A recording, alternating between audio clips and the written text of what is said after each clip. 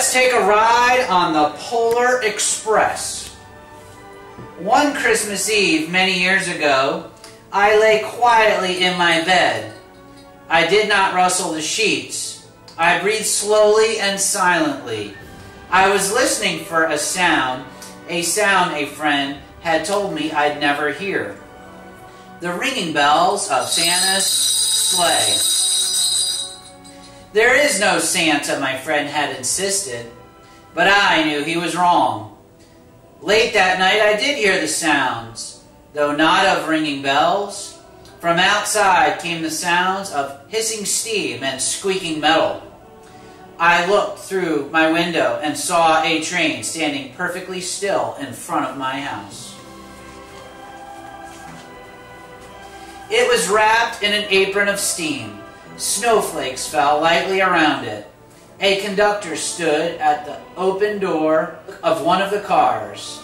He took out a large pocket watch from his vest and then looked at my window. I put my slippers on and my robe. I tiptoed downstairs and out the door. All aboard! The conductor cried out. I ran up to him. Well, he said, are you coming? Where? I said. Why, to the North Pole, of course, was his answer. This is the Polar Express. I took his outstretched hand and he pulled me aboard. The train was filled with other children, all in their pajamas and nightgowns. We sang Christmas carols and ate candies with Nugget Center as white as snow. We drank hot cocoa as thick and rich as melted chocolate bars. Outside, the lights of the towns and villages flickered in the distance as the Polar Express raced northward. Soon there were no more lights to be seen. We traveled through cold, dark forests, where lean wolves roamed and white-tailed rabbits hid from our train as it thundered through the quiet wilderness. We climbed mountains so high it seemed as if we would scrape the moon, but the Polar Express never slowed down. Faster and faster we ran along, rolling over peaks and through valleys like a car on a roller coaster. The mountains turned into hills and hills to snow-covered plains. We crossed a barren desert of ice, the great polar ice cap. Lights appeared in the distance. They looked like the lights of a strange ocean liner sailing on a frozen sea. There, said the conductor, is the North Pole. The North Pole, it was a huge city standing alone at the top of the world, filled with factories where every Christmas toy was made.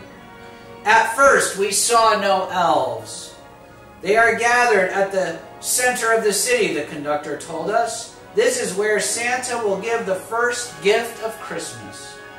Who receives the first gift, we all asked. The conductor answered, he will choose one of you. Look, shouted one of the children, the elves! Outside, we saw hundreds of elves. As our train drew closer to the center of the North Pole, we slowed to a crawl. So crowded were the streets with Santa's helpers. When the Polar Express could go no further, we stopped, and the conductor let us outside. We pressed through the crowd to the edge of a large open circle. In front of us stood Santa's sleigh. The reindeer were excited. They pranced and paced, ringing the silver sleigh bells that hung from their harnesses. It was a magical sound, like nothing I'd ever heard. Across the circle, the elves moved apart, and Santa Claus appeared. The elves cheered wildly. He marched over to us, and pointing to me, said, let's have this fellow here. He jumped onto his sleigh. the conductor handed me up. I sat on Santa's knee and he asked, "Now, what would you like for Christmas?" I knew that I could have any gift I could imagine, but the thing I wanted most for Christmas was not inside Santa's giant bag. What I wanted more than anything was one silver bell from Santa's sleigh. When I asked, Santa smiled. He gave me a hug and told an elf to cut the bell from the reindeer's harness. The elf tossed it up to Santa. He stood holding the bell high above him and called out, "This is the first gift of Christmas." A clock struck midnight as the elves roared their approval. Santa handed the bell to me and I put it in my bathrobe pocket. The conductor helped me down from the sleigh. Santa shouted out the reindeers' names and cracked his whip. His team charged forward and climbed into the air. Santa circled once above us, then disappeared into the cold, dark polar sky. As soon as we were back inside the Polar Express, the other children asked to see the bell.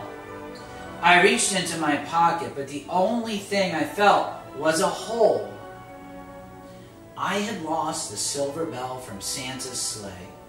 "Let's hurry outside and look for it," one of the children said, but the train gave a sudden lurch and started moving. We were on our way home. It broke my heart to lose the bell.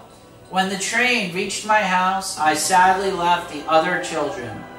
I stood at my doorway and waved goodbye. The conductor said something from the moving train, but I couldn't hear him. "What?" I yelled out. He cupped his hands around his mouth. "Merry Christmas!" he shouted. The Polar Express let out a loud blast from its whistle and sped away. On Christmas morning, my little sister Sarah and I opened our presents.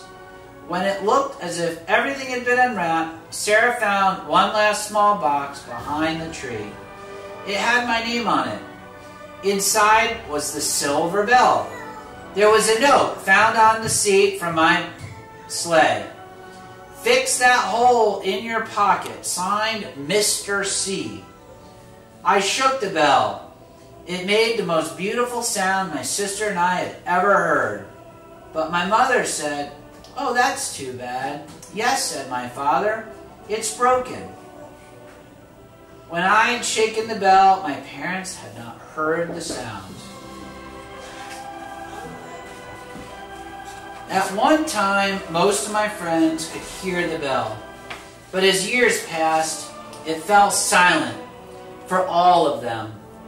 Even Sarah found one Christmas that she could no longer hear its sweet sound. Though I've grown old, the bell still rings for me as it does for all who truly believe it. Merry Christmas.